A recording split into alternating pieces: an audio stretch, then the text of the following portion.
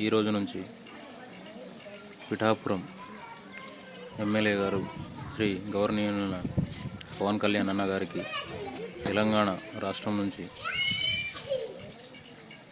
Deputy సీఎంగా బాధ్యతలు స్వీకరించనున్న నేపథ్యంలో ఆయనకు హార్దిక శుభాకాంక్షలు తెలుపుతున్నాను.